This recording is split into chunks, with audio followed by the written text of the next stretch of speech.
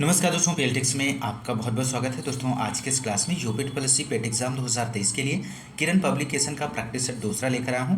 दोस्तों यदि आप हमारे चैनल पर नए हैं तो चैनल को सब्सक्राइब कीजिए, लाइक कीजिए, शेयर कीजिए। बहुत ही बेहतरीन प्रश्नों का संकलन है इस प्रैक्टिस सेट में, तो आप लोगों से रिक्वेस्ट है आप लोग क्लास को पूरा देखें और अंत तक आप लोग बने रहें।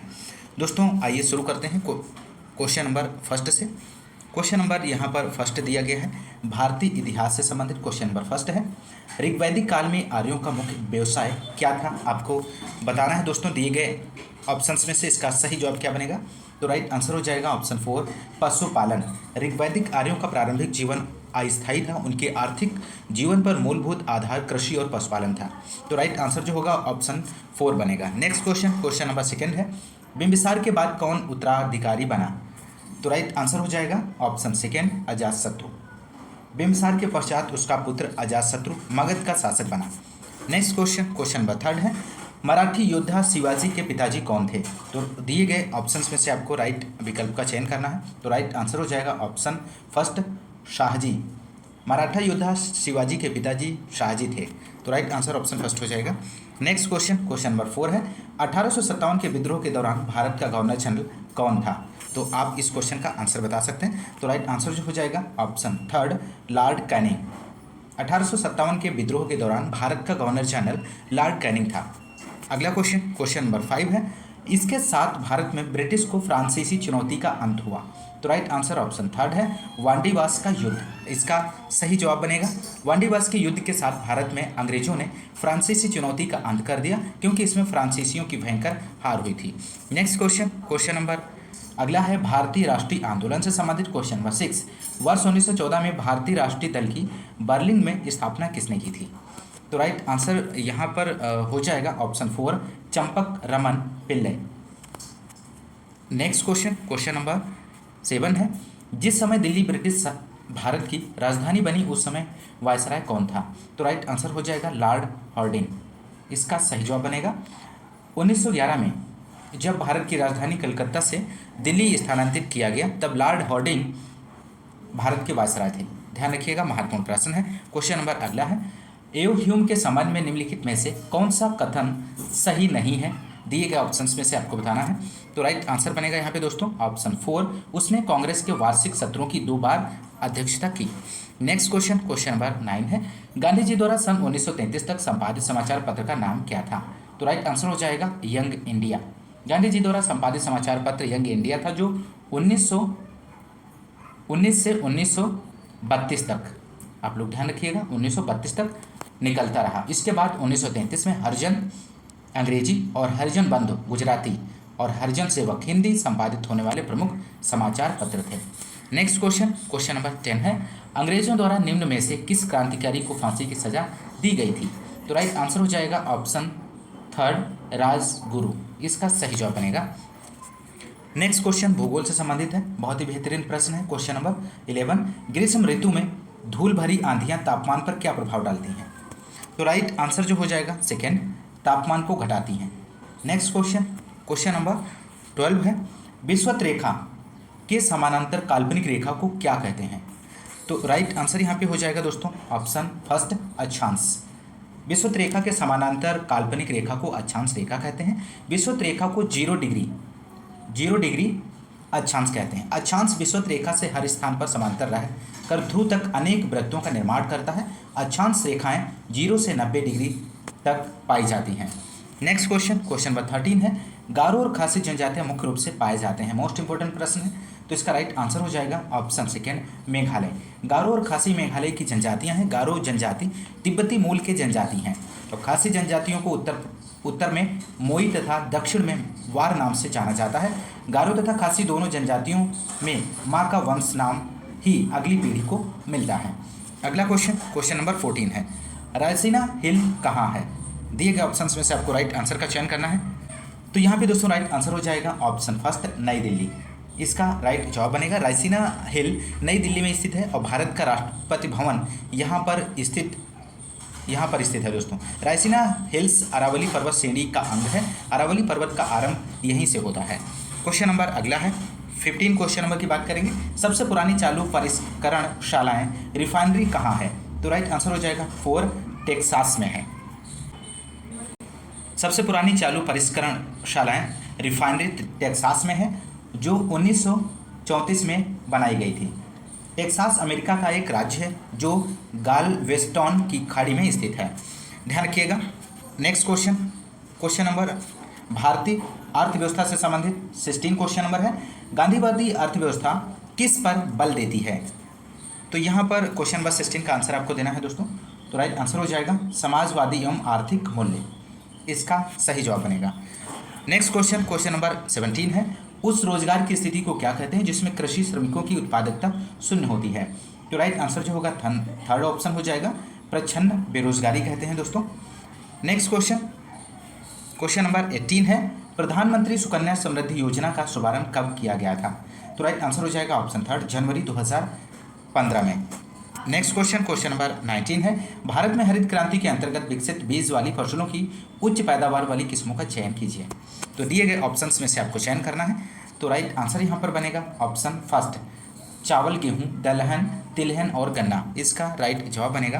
क्वेश्चन नंबर अगला है 20। वाणिज्यिक बैंकों द्वारा भारतीय रिजर्व बैंक के पास रखे गए सांविधिक न्यूनतम से अधिक रिजर्व कहलाते हैं? तो राइट आंसर हो जाएगा नकदी रिजर्व कहलाते हैं। नेक्स्ट क्वेश्चन, भारतीय संविधान एवं लोक प्रशासन से संबंधित है। क्वेश्चन नंबर 21 यहाँ पे देखेंगे। निम्नलिखित में से किसका सबसे अधिक प्रभाव भारतीय संविधान के आपातकालीन उपबंध के ऊपर है?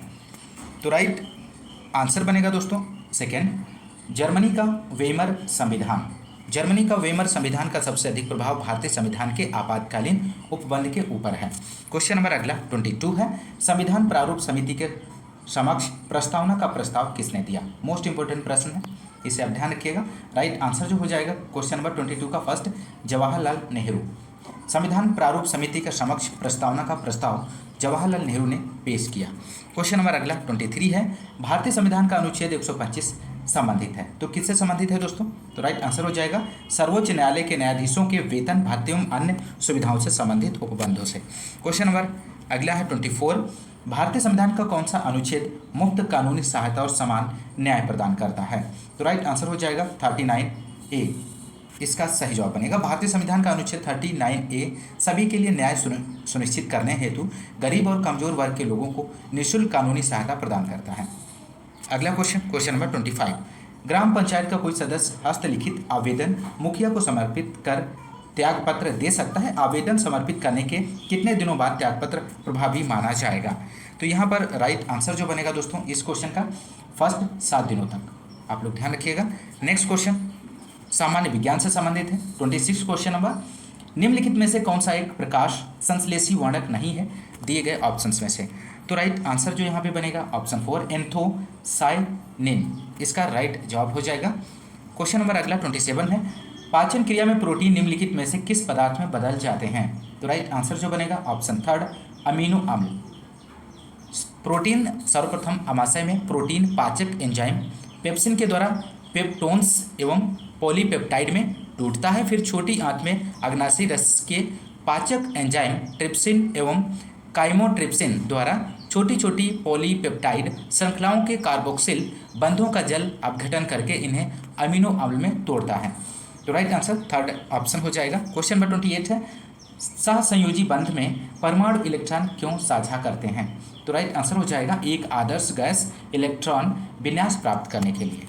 क्वेश्चन नंबर अगला 29 है। अपने चेहरे को उसके सामान्य आकार से 4 गुना बड़े और सीधे प्रतिबिंब के रूप में देखने के लिए एक लड़की को 120 सेमी त्रिज्या वाले एक अवतल गोलाकार दर्पण के सामने कितनी दूर खड़ा रहना होगा? तो राइट आंसर हो जाएगा दोस्तों सेकंड ऑप्शन, दर्पण से 45 सेमी की दूरी पर, इसका सही जवाब हो जाएगा। अगला क्वेश्चन, क्वेश्चन नंबर 30 है। एक बेसबॉल को हवा में ऊपर की तरफ फेंका जाता है, बॉल का अपने उच्चतम बिंदु पर त्वरण क्या है? तो आपको त्वरण बताना है। तो राइट आंसर जो बनेगा ऑप्शन सेकेंड, जी नीचे, ऑप्शन सेकेंड सही जवाब हो जाएगा। जब एक बेसबॉल को हवा में ऊपर की तरफ फेंका जाता है तो बॉल अपने उच्चतम बिंदु पर ताक्षणिक होगा लेकिन गति में नहीं होगा। त्वरण जी के द्वारा बॉल का वजन वेट नीचे की तरफ होगा। तो ध्यान रखिएगा ऑप्शन सेकेंड राइट जवाब बनेगा। नेक्स्ट जो आपका टॉपिक है प्रारंभिक अंकगणित से क्वेश्चन है 31 क्वेश्चन नंबर, साधारण ब्याज की दर जिस पर कोई धनराशि 25 वर्षों में स्वयं की तिगुनी हो जाएगी क्या है? तो यहाँ पर दोस्तों इस क्वेश्चन का आंसर आपको देना है। तो राइट आंसर यहाँ पर इस क्वेश्चन का बनेगा सेकेंड 8% हो जाएगी। आप इस क्वेश्चन को सॉल्व कर लीजिए। आप यहाँ पे ब्याज बटे हो जाएगा, यहाँ पे मूलधन इक्वल हो जाएगा 2। तो यहाँ पर आप दर निकालना है, तो दर बराबर क्या हो जाएगा, दर बराबर आपका हो जाता है ब्याज बटे मूलधन इंटू समय, और इंटू कितना होता है 100 होता है। इस फार्मूले में वैल्यू पुटअप कर दीजिए, 2 इंटू 100/25 इंटू इक्वल यहाँ पे रहेगा। आप इसको सॉल्व कर लीजिए, 25 और 25 दूनी 25 चक्कू 100, तो 4 दूनी 8 आ जाएगा, यहाँ पर 8% आएगा, जो कि विकल्प सेकंड में दिया गया है। आप लोग ध्यान रखिएगा। नेक्स्ट क्वेश्चन नंबर 32 है। एक खाद्यान्न विक्रेता गलत बाट का प्रयोग कर खरीदते समय एवं बेचते समय प्रत्येक स्थिति में 10% की बेईमानी करता है, उसका कुल लाभ प्रतिशत है। तो कुल लाभ प्रतिशत आपको बताना है। तो प्रभावी लाभ प्रतिशत बराबर कितना होता है, एक फार्मूला प्लस, यहाँ पे आप ध्यान रखिएगा, x plus y plus x y बटे 100 इंटू परसेंटेज। इस फार्मूले में वैल्यू पुटअप कर दीजिए। यहाँ पे कितना हो जाएगा, 10 प्लस 10 हो जाएगा, प्लस 10 इंटू 10/100। सॉल्व करेंगे तो आपको यहाँ पे मिल जाएगा 21 मिल जाएगा, 21%, जो कि दिए गए विकल्प में से ऑप्शन ए यहाँ पर सही जवाब बनेगा। अगला क्वेश्चन नंबर 33 है। अंकों 4, 5, 7, 6 एवं 1 से 3 अंकीय कितनी विषम संख्याएं बनाई जा सकती हैं यदि प्रत्येक अंक केवल एक बार ही प्रयोग में आता है। तो राइट आंसर जो बनेगा ऑप्शन 4 36 यहाँ पे सही जवाब बनेगा। अगला क्वेश्चन नंबर 34, निम्नलिखित का मान ज्ञात कीजिए। तो यहाँ पर इस क्वेश्चन को आप सॉल्व कर लीजिए। तो इसका जो राइट आंसर आएगा ऑप्शन 3 आ जाएगा, 12.4 आएगा। नेक्स्ट क्वेश्चन 35 है। 35 क्वेश्चन ये है, और इसका इकाई अंक क्या है, इकाई का अंक आपको बताना है। तो यहाँ पर जो राइट आंसर हो जाएगा ऑप्शन 4 8, इकाई का अंक जो है यहाँ पर 8 आएगा। नेक्स्ट क्वेश्चन सामान्य हिंदी से संबंधित है दोस्तों। क्वेश्चन नंबर 36, बादशाह शब्द का स्त्रीलिंग रूप है, इनमें से आपको बताना है। दिए गए ऑप्शंस में से इसका राइट आंसर क्या हो जाएगा। तो राइट आंसर बनेगा यहाँ पर ऑप्शन 3 बेगम। बादशाह शब्द का स्त्रीलिंग बेगम होता है, और इसी प्रकार राजा, राजकुमार, पति, भाई का स्त्रीलिंग रानी, राजकुमारी, पत्नी एवं बहन होता है। तो राइट आंसर जो होगा 3 हो जाएगा। क्वेश्चन नंबर अगला है 37, निम्नलिखित वाक्य में काले छपे शब्द का पर्यायवाची शब्द का चयन उसके नीचे दिए गए विकल्पों में से कीजिए। तो यहाँ पर आपको भगवान शिव को आशुतोष माना जाता है। तो यहाँ पर आपको इस क्वेश्चन का राइट आंसर देना है। तो राइट आंसर हो जाएगा फर्स्ट पिनाकी। भगवान शिव को पिनाकी भी कहा जाता है, ध्यान रखिएगा। क्वेश्चन नंबर अगला है निर्देश, निम्नलिखित वाक्य में काले गहरे वाक्यांश के लिए उपयुक्त शब्द का चयन उसके नीचे दिए गए विकल्पों में से कीजिए। क्वेश्चन नंबर 38 है, विनोद को उस विद्यालय में इम्तिहान लेने वाला बनकर जाना है। तो राइट आंसर जो बनेगा सेकेंड परीक्षक, राइट जवाब बनेगा। क्वेश्चन नंबर अगला 39 है, किस क्रमांक में वाग्वैभव का संधि विच्छेद सटीक है। तो राइट आंसर जो बनेगा ऑप्शन 3 वाग प्लस वैभव बराबर होता है वाग वैभव, ऑप्शन 3 राइट जवाब हो जाएगा। और इसमें व्यंजन संधि है दोस्तों। अगला क्वेश्चन नंबर 40, कूपमंडूक होना मुहावरे का आशय क्या है। तो कूपमंडूक होना मुहावरे का आशय अत्यंत सीमित ज्ञान होना। तो राइट आंसर जो बनेगा फर्स्ट ऑप्शन हो जाएगा दोस्तों। नेक्स्ट क्वेश्चन नंबर अगला सामान्य अंग्रेजी से संबंधित है। Question number 41, on the basis of the given sentence pick out the correct sentence converted in future tense from the given options. A few scholars left Karachi for abroad. तो यहाँ पर options दिए गए हैं। तो यहाँ पर राइट आंसर जो बनेगा option 3 A few scholars will leave Karachi for abroad.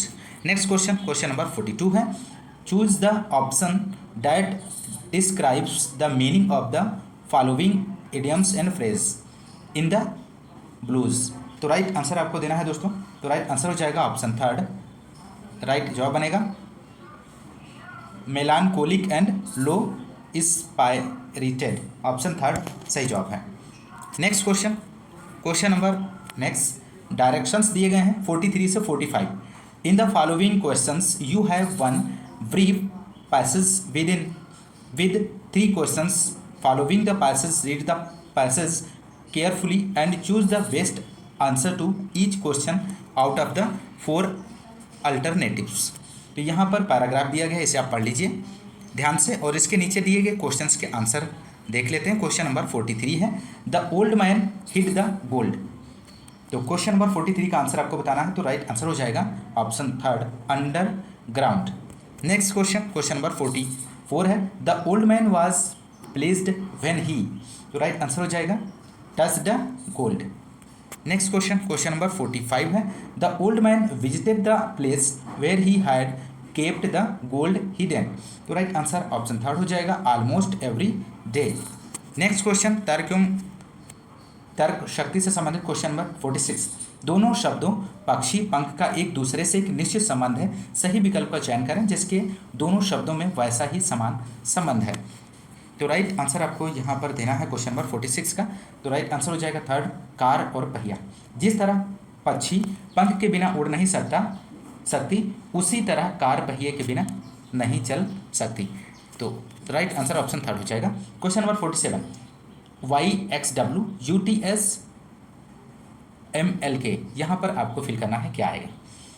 तो राइट आंसर जो बनेगा ऑप्शन 4 IHG आएगा यहाँ पर। क्वेश्चन नंबर अगला 48, कुछ अक्षरों का समूह दिया गया है जिनमें से प्रत्येक अक्षर को एक अंक निर्धारित किया गया है। इन अक्षरों को इस प्रकार व्यवस्थित करें कि उससे एक अर्थपूर्ण शब्द बन जाए और उनके अंकों के सही क्रम को दिए गए विकल्पों में से दर्शाएं। तो यहाँ पर आपको इस क्वेश्चन का राइट आंसर देना है। तो राइट आंसर जो बनेगा 48 का फर्स्ट हो जाएगा 5 1 2 6 3 4। क्वेश्चन नंबर 49, दिए गए समीकरण को संतुलित करने तथा स्टार चिन्हों को प्रतिस्थापित करने के लिए गणितीय चिन्हों का सही क्रम समूह चुनिए। तो राइट आंसर जो बनेगा सेकेंड, इसका राइट जवाब हो जाएगा दोस्तों। नेक्स्ट क्वेश्चन, क्वेश्चन नंबर 50 है, दो कथनों के आगे 4 निष्कर्ष फर्स्ट, सेकंड, थर्ड और फोर्थ दिए गए हैं। आपको कथनों को सत्य मानकर विचार करना, चाहे वे सामान्यतः ज्ञात तथ्यों से भिन्न प्रतीत होते हों। आपको निर्णय करना है कि दिए गए निष्कर्षों में से कौन से, यदि कोई हो, निश्चित रूप से दिए गए कथनों के आधार पर निकाला जा सकता है। तो कथन यहाँ पे दिया गया फर्स्ट ऑप्शन है, सभी कुत्ते पुस्तकें हैं और सभी पुस्तकें चित्र हैं। तो निष्कर्ष नीचे दिया गया है, यहाँ पे आपको राइट आंसर का चयन करना है। तो राइट आंसर यहाँ पे बनेगा दोस्तों इस क्वेश्चन का फर्स्ट, यहाँ पे राइट आंसर हो जाएगा केवल निष्कर्ष फर्स्ट और फोर्थ लागू है। आप लोग ध्यान रखिएगा। अगला क्वेश्चन, क्वेश्चन नंबर अगला है करंट अफेयर से संबंधित क्वेश्चन नंबर 51, किस हवाई अड्डे ने 2022 में विश्व के व्यस्ततम हवाई अड्डों की सूची में 9वां स्थान प्राप्त किया है? तो राइट आंसर हो जाएगा ऑप्शन फर्स्ट, इंदिरा गांधी अंतर्राष्ट्रीय हवाई अड्डा, इसका राइट जवाब बनेगा। नेक्स्ट क्वेश्चन, क्वेश्चन नंबर 52 है, विश्व का पहला एशियाई किंग गिद्ध संरक्षण केंद्र कहाँ पर बनाया जा रहा है? मोस्ट इंपोर्टेंट प्रश्न है। तो राइट आंसर हो जाएगा Maharajganj. Next question, question number 53, तुर्की की मंजूरी के बाद कौन सा देश 31वां नाटो सदस्य बना है? तो राइट आंसर ऑप्शन थर्ड हो जाएगा Finland. Next question, question number 54, कौन सा देश इंटरनेशनल बिग कैट्स अलायंस का संस्थापक सदस्य बना है? तो राइट आंसर हो जाएगा Nepal. Next question, question number 55, वर्ष 2022 से 23 में भारत का कुल निर्यात कितना था? तो राइट आंसर क्या बनेगा? थर्ड, 770.18 अरब डॉलर। क्वेश्चन नंबर अगला 56, दुनिया के सबसे आपराधिक देशों की रैंकिंग में भारत का कौन सा स्थान है? तो भारत का स्थान जो है 77वां है, ध्यान रखिएगा। Next question, question number 57, Femina miss India 2023 का खिताब किसने जीता? तो राइट आंसर जो हो जाएगा Nandini Gupta. Next question 58, Wisden cricketer of the year जीतने वाली पहली भारतीय महिला खिलाड़ी कौन बनी है? तो यहाँ पर राइट आंसर हो जाएगा ऑप्शन थर्ड, हरमनप्रीत कौर बन गई हैं। अगला क्वेश्चन 59 है, डोप टेस्ट में फेल होने के कारण किस महिला वेट लिफ्टर पर 4 साल का प्रतिबंध लगा दिया गया है?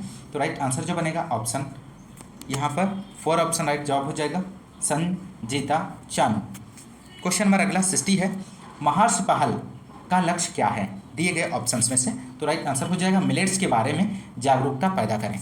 क्वेश्चन नंबर अगला है सामान्य जागरूकता से संबंधित 61 क्वेश्चन नंबर, लेपाक्षी में स्थित मंदिर अपने झूलते हुए स्तंभों के लिए प्रसिद्ध है और विजयनगर शैली में निर्मित है, जिसे मंदिर भी कहा जाता है। तो राइट आंसर आपको देना है दोस्तों। तो राइट आंसर हो जाएगा ऑप्शन सेकेंड, वीरभद्र मंदिर भी कहा जाता है। वीरभद्र मंदिर लेपाक्षी अनंतपुर आंध्र प्रदेश में है और इसे 16वीं शताब्दी में बनाया गया था और मंदिर की वास्तुकला की विशेषताएं विजयनगर शैली में है। तो मंदिर की सतह नक्काशी और चित्रों की गहराई को उजागर करती हैं। तो ऑप्शन सेकेंड सही जवाब हो जाएगा। अगला क्वेश्चन 62 है, निम्न में से कौन सी भाषा संयुक्त राष्ट्र संघ की आधिकारिक भाषा नहीं है? तो राइट आंसर बनेगा ऑप्शन थर्ड जापानी। नेक्स्ट क्वेश्चन नंबर 63 है, राजवाड़ा महल सांस्कृतिक धरोहर परियोजना कहाँ पर स्थित है? तो राइट आंसर हो जाएगा दोस्तों यहाँ पर ऑप्शन 4 इंदौर में स्थित है। नेक्स्ट क्वेश्चन नंबर 64 है, वर्ल्ड ट्रेड ऑर्गेनाइजेशन को किस वर्ष में स्थापित किया गया था? तो राइट आंसर बनेगा ऑप्शन 4 1995, 1 जनवरी 1995 को स्थापित किया गया था, ध्यान रखिएगा। क्वेश्चन नंबर 65, हीराकुंड बांध किस नदी पर बनाया गया है? तो हीराकुंड बांध महानदी उड़ीसा में बनाया गया है, ऑप्शन सेकेंड राइट जवाब बनेगा और यह भारत का सबसे बड़ा बांध है। अगला क्वेश्चन, निम्नलिखित में से कौन सा राज्य भारत में दालों का सबसे बड़ा उत्पादक है? तो मध्य प्रदेश भारत में दलहन का सबसे बड़ा उत्पादक है और देश में कुल दाल उत्पादन में इसका 23% हिस्सा है। उत्तर प्रदेश 18% के साथ दूसरे स्थान पर है, ध्यान रखिएगा। तो राइट आंसर जो बनेगा third Madhya Pradesh. Next question, Bharat का प्रथम स्वनिर्मित पावर प्लांट कहाँ स्थित है? तो राइट आंसर हो जाएगा थर्ड कलपक्कम। मद्रास परमाणु ऊर्जा स्टेशन कलपक्कम तमिलनाडु में स्थित है। यह भारत में पहला स्वदेश निर्मित परमाणु ऊर्जा स्टेशन है, ध्यान रखिएगा। क्वेश्चन नंबर अगला 68, भारत के संविधान के किस अनुच्छेद के तहत राष्ट्रपति अध्यादेश को लागू कर सकता है? तो राइट आंसर हो जाएगा ऑप्शन थर्ड अनुच्छेद 123। क्वेश्चन नंबर अगला है 69 क्वेश्चन नंबर, युद्ध सेवा पदक से सम्मानित होने वाली पहली महिला कौन है? इनमें से आपको बताना है दिए गए ऑप्शंस में से। तो राइट आंसर हो जाएगा ऑप्शन थर्ड मिंटी अग्रवाल, इसका सही जवाब बनेगा। क्वेश्चन नंबर अगला 70 है, 1968 में निम्नलिखित में से किसे साहित्य अकादमी पुरस्कार मिला है? तो राइट आंसर हो जाएगा हरिवंश राय बच्चन। साहित्य अकादमी पुरस्कार साहित्यिक योग्यता की सबसे उत्कृष्ट पुस्तकों के लेखकों को प्रतिवर्ष दिया जाने वाला साहित्यिक सम्मान है। हरिवंश राय बच्चन को 1968 में 2 चट्टानों के लिए साहित्य अकादमी पुरस्कार मिला था, ध्यान रखिएगा। और शशि थरूर नंद किशोर आचार्य को 2019 का साहित्य अकादमी पुरस्कार मिला है दोस्तों। अगला क्वेश्चन नंबर अगला, अपठित हिंदी गद्यांश का विवेचन एवं विश्लेषण। तो यहाँ पर आपको हिंदी का गद्यांश दिया गया है, इसे आप पढ़ लीजिए और इसके नीचे दिए गए क्वेश्चंस के आंसर आपको देने होंगे। विचार विनिमय के लिए केवल मनुष्यों को ही वाणी का वरदान प्राप्त है। पशु पक्षी अपने भाव और विचार शारीरिक मुद्राओं और संकेतों द्वारा प्रकट करते हैं। वाणी के अनेक रूप हैं जो भाषा और बोली कहलाते हैं। प्रायः सभी स्वतंत्र देशों की अपनी अपनी भाषाएं हैं, उनके साथ स्थानीय बोलियां भी हैं जो भाषा का ही प्रादेशिक रूप हैं। सबसे अधिक सुगम सरल और स्वाभाविक भाषा मातृभाषा कहलाती है। यह बालक को जन्मजात संस्कार से मिलती है। अन्य भाषाएं अर्जित भाषाएं होती हैं जो अभ्यास द्वारा सीखी जाती हैं। अपने घर परिवार वर्ग जाति और देश के मध्य विचार विनिमय के लिए सबसे सरल मातृभाषा ही है। अपनी मातृभाषा द्वारा जितनी सहजता से भाव व्यक्त किया जा सकता है वैसा सहज सामर्थ्य किसी अन्य अर्जित भाषा में नहीं होता। राष्ट्र की एकता और पारस्परिक विचार विनिमय की सुविधा के लिए राष्ट्रभाषा की आवश्यकता में किसी को भी संदेश नहीं हो सकता। सभी राष्ट्र अपनी राष्ट्रभाषा को सम्मान देते हैं और व्यवहार में लाते हैं। स्वतंत्र भारत में भी हमें अपने राष्ट्र की भाषाओं को अपनाना चाहिए। राष्ट्रीय गौरव और स्वाभिमान के लिए यह आवश्यक है। तो दोस्तों ये रहा हिंदी का गद्यांश। इसके नीचे दिए गए क्वेश्चंस को देख लेते हैं। क्वेश्चन नंबर 71 है, राष्ट्रभाषा का महत्व इस तथ्य में निहित है कि वह, ऑप्शन फर्स्ट है, राष्ट्र को खंडित करने में सहायक होती है। सेकेंड विकल्प है यहाँ पर राष्ट्रीय एकता की द्योतक है, राष्ट्रीय शक्तियों को दृढ़ करती है, जाति विकास में सहायक है। तो यहाँ पर इस क्वेश्चन का जो राइट आंसर हो जाएगा विकल्प सेकेंड राइट जवाब बनेगा, राष्ट्रीय एकता की द्योतक है। क्वेश्चन नंबर अगला 72 है, राष्ट्र का गौरव सुरक्षित रह सकता है किसके द्वारा? तो राइट आंसर हो जाएगा यहाँ पर ऑप्शन थर्ड, स्वभाषाओं को ग्रहण करने से। क्वेश्चन नंबर 73 है, भाषा द्वारा भावाभिव्यक्ति करने में समर्थ होते हैं, वाणी का वरदान प्राप्त मनुष्य। नेक्स्ट क्वेश्चन नंबर 74 है, मातृभाषा वह भाषा रूप है जो सर्वाधिक ग्राह्य, लचीला और स्वाभाविक है। अगला क्वेश्चन नंबर 75, हमें मातृभाषा की आवश्यकता होती है क्योंकि वह भाव विवेक का सहज साधन है। अगला क्वेश्चन निर्देश है 76 से 80 नीचे दिए गए गद्यांश को पढ़िए तथा निम्नलिखित प्रश्नों के सही उत्तर का चयन कीजिए। तो यहाँ पर गद्यांश दिया गया, इसे भी आप पढ़ लीजिए। कुछ महापुरुष तटस्थ होकर चिंतित करते हैं और अन्वीक्षण, चिंतन, मनन, विश्लेषण, संश्लेषण आदि के आधार पर नई व्यवस्था की कल्पना करते हैं तथा नए मूल्यों, नए आदर्शों तथा नई आस्थाओं का सृजन करते हैं। नई व्यवस्था देने वाले ऐसे तटस्थ चिंतक धन्य होते हैं, क्योंकि केवल आलोचना करते रहना तो सरल है किंतु उपाय बताना कठिन है। मार्क्स ने कुछ उपाय बताए और लेकिन लेनिन ने उन्हें मूर्त रूप दिया। रूसो, लास्की आदि ने भी उपाय बताए, उन्हें साकार करना अन्य जन पर निर्भर रहा। किंतु कुछ महापुरुष और भी आगे बढ़ गए, उन्होंने केवल उपाय नहीं बताए बल्कि स्वयं एक निष्ठा से उस पर आचरण करने के लिए जुट गए। महात्मा गांधी ने जो समझा वही कहा और जो कहा वही किया। उनके विचार, कथनी और करनी एक ही थे। उनमें अपनी बात कहने और आचरण करने का साहस था। उनका जीवन अपने सुझाए हुए उपायों, आदर्शों के आधार पर विहित प्रयोगों और अनुभवों की सजीव श्रृंखला है। महात्मा गांधी काल के प्रवाह के साथ नहीं बहे, वे युग प्रवर्तक हो गए। गांधी महान और अलौकिक पुरुष थे। तो यहाँ पर आपको राइट आंसर देना है नीचे दिए गए क्वेश्चंस का। क्वेश्चन नंबर 76, इस गद्यांश में लेखक ने महात्मा गांधी के विषय पे क्या कहा है? तो राइट आंसर आपको देना है दोस्तों। तो राइट आंसर हो जाएगा उपर्युक्त में से कोई नहीं, इसका सही जवाब बनेगा। क्वेश्चन नंबर अगला 77, तटस्थ चिंतन से क्या अभिप्राय है? तो राइट आंसर हो जाएगा निष्पक्ष होकर सोच विचार करना। क्वेश्चन नंबर 78, उक्त गद्यांश का संबंध निम्नलिखित में से किससे है? तो राइट आंसर हो जाएगा ऑप्शन 4 कर्मवाद से है। नेक्स्ट क्वेश्चन नंबर 79 है, इस गद्यांश में लेखक ने मुख्य रूप से क्या वर्णित किया है? तो राइट आंसर फर्स्ट हो जाएगा कुछ महापुरुषों का चरित्र चित्रण किया है। क्वेश्चन नंबर अगला है क्वेश्चन नंबर 80, इस गद्यांश में लेखक ने यूरोप के कुछ महापुरुषों के विषय में क्या कहा है? तो राइट आंसर बनेगा ऑप्शन 3, उन्होंने उपाय तो बताए पर उनका कार्यान्वयन दूसरों पर छोड़ दिया। तो दोस्तों यदि आपको क्लास पसंद आती है तो क्लास को ज़्यादा से ज़्यादा लाइक और शेयर करना मत भूलिएगा। लाइक और शेयर कीजिएगा दोस्तों। मिलते हैं नेक्स्ट क्लास में, तब तक के लिए नमस्कार, जय हिंद, धन्यवाद।